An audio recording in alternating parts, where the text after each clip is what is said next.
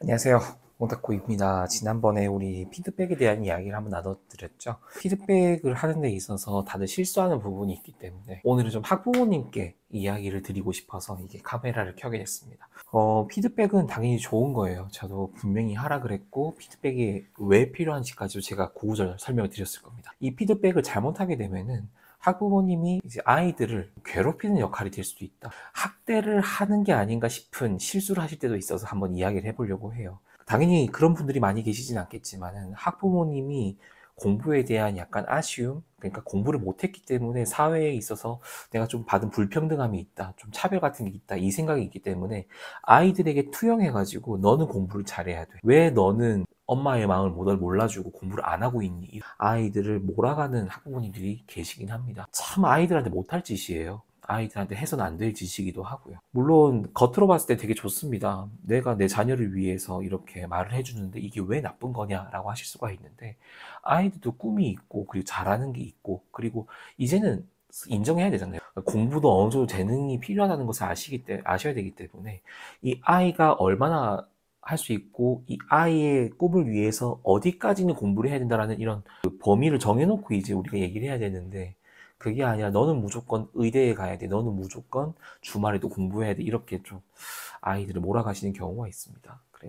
좀 올바른 피드백에 대한 이야기를 해볼 테니 한번 좀 잘 들어보셨으면 좋겠어요. 제가 말씀드리고 싶은 제일 좋은 피드백이라고 하는 것은 감정이 실리지 않고 현재 벌어진 일만 이야기하는 것이 제일 좋은 피드백이라고 생각을 합니다. 물론 똑같은 일이 반복이 되는 거라고 하면 좀 다른 피드백이 필요하겠죠. 그게 아니라 뭐 마킹 실수를 했다거나 아니면 이번에 국어 성적이 너무 낮게 나왔다거나 특정 분야에 대해서 딱 이번에만 벌어진 단발성인 잘못이라고 하는 거면은 그때 그 잘못된 부분만 이야기하는 게 전 맞다고 생각을 해요. 그리고 이 피드백을 전달해주고 그리고 이 피드백에 대한 이야기를 나눌 때는 반드시 과거의 이야기는 꺼내지 말아야 된다고 저는 생각을 합니다. 너 지난번에도 이러더니 이번에도 이랬구나. 그럴 줄 알았다. 이런 식으로 질책하는 것도 당연히 잘못되어 있는 거겠죠.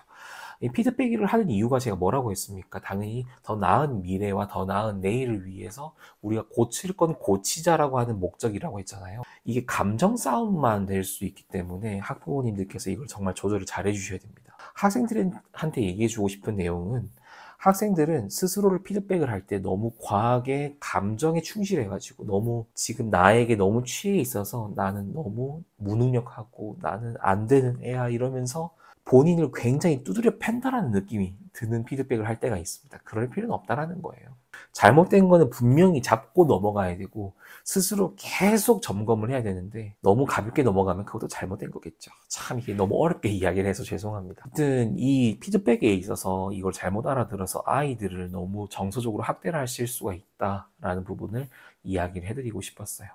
참 이게 이 정서적 학대라는 말이 요즘 쓰기가 되게 어려운 게 요즘 아이들한테 정서적 학대를 막 가하는 부모님이 옛날만큼 찾아보기는 쉽지 않은 것 같아요. 요즘은 워낙 아이들이 부모님과 선생님들이 너무 힘드시겠지만은 아이들을 위해서 좀 기다려주는 피드백도 저는 필요하다고 생각합니다. 고쳐지지 않으면 어떡해요, 그거. 아이들의 성향인 거죠. 고3까지 약분 같은 거 여전히 안 한 아이들도 봤는데요, 뭐.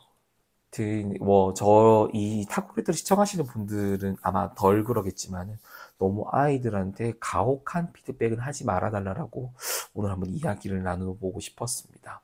모쪼록 우리가 이제 5월에는 많이 점검을 해야 되고 또 이제 실력을 업그레이드 할 수 있는 제일 좋은 기간이다 보니까 이 기간에 의욕이 많이 올라오실 수는 있는데 너무 그 의욕에 취해서 서로를 갉아먹는 피드백은 하지 말아 주셨으면 좋겠어요. 감정이 올라올 것 같으면은 그 감정이 가라앉은 다음에 피드백을 해주시는 게 좋습니다. 부모님도 아이도 둘 다 웃을 수 있는 피드백이 있을 거다라고 이야기는 못 하겠어요. 적어도 막 서로를 핥히거나 서로 탓을 하거나 이게 상처가 깊으면 정말 나중에 상처가 터질 수 있기 때문에 이 부분을 조심해서 피드백을 해주셨으면 좋겠습니다. 이번 한 주도 좋은 한 주를 보내셨으면 좋겠고 또 발전하는 내일이 되셨으면 좋겠습니다. 오늘 다코레트는 여기까지입니다. 다음 주에 만나 뵙겠습니다. 감사합니다.